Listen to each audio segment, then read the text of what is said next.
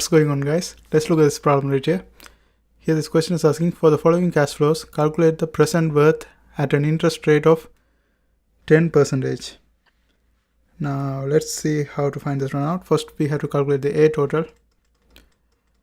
A total is equal to A prime minus G, A over G,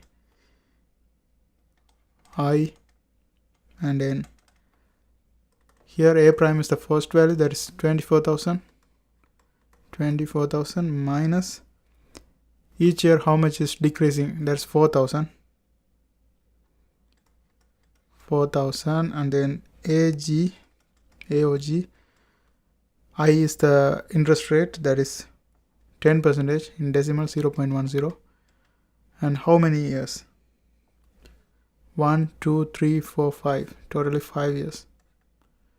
And if you calculate this one, if you look at this value in the table, you would see that is 1.8101, and if you calculate this value, that's going to give you 16,759.6. Here the question is asking for the present worth. To calculate the present worth, this is the formula: P is equal to A total times P over A.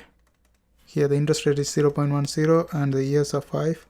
And if you look at the value in the table, that is 3.7908, and A total is this value we calculated.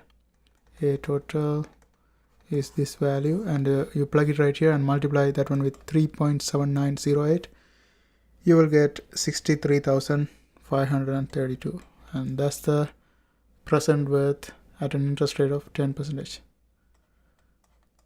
I hope you guys find this video helpful. Thanks for watching, and if you are trying to learn engineering economics, there are a bunch of videos in my playlist. I hope you guys watch that too, and don't forget to subscribe. See you next time.